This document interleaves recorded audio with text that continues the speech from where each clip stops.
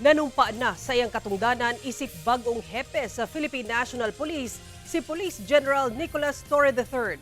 Ang kapulisan sa Davao Region, buo ang suporta sa direksyon sa pagpanerbisyo ubos sa liderato sa bagong Chief PNP. Saron ta ang dugang detalye sa live report ni Argil Relator. Argil. Sara, apan kontrobersyal ang giagian ni General Torre una pa man kini na-appoint isip Chief PNP. Siya lang naman ang natahasan nga dakpon si former President Rodrigo Duterte aron dalun didto sa ICC sa The Hague sa Netherlands. Siya sab ang nangulo sa operasyon aron madakpan si Pastor Apollo C. Kibuloy. Hinoon, gipaniguro ni Torre nga ubos siyang liderato, luwas matud pa ang katawhang Pilipino. Ako si General Nicolas Torre III na itinalaga sa katungkulan bilang ang inyong katungkulan. na itinalaga sa katungkulan bilang Chief of the Philippine National Police. Gipangunahan ni Pangulong Bongbong Marcos Jr. ang change of command ceremony sa Campo Krames sa Kauluhan. Gikan sa liderato ni Police General Romel Marbil nga nagretiro na. Nanumpa na sa katungdanan isip Chief PNP si Police General Nicolas Torre III. Siya ang labing unang Chief PNP nga alumnus sa Philippine National Police Academy kun PNPA.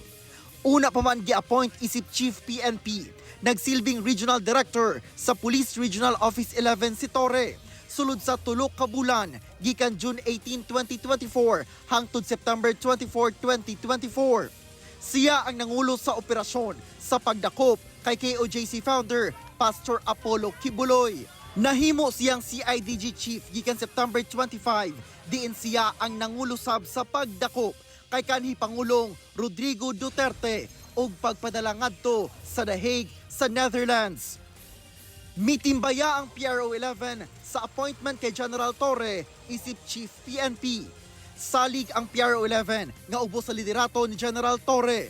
Masapakusgan pa sa PNP ang pagsalig sa katawhan, patas kapag patuman sa balaod ug pagsiguro sa kahapsay ug kalinaw.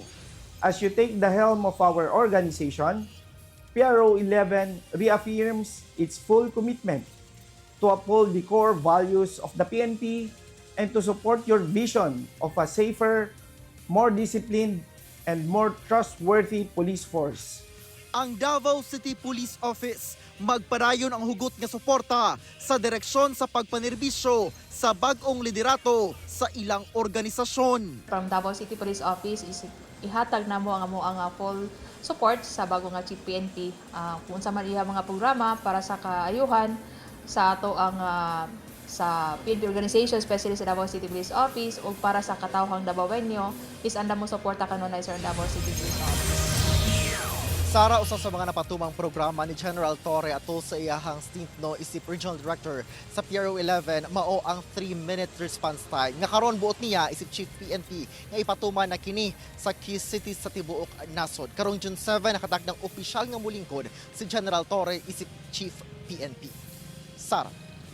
Okay, daghang salamat Argil Relator.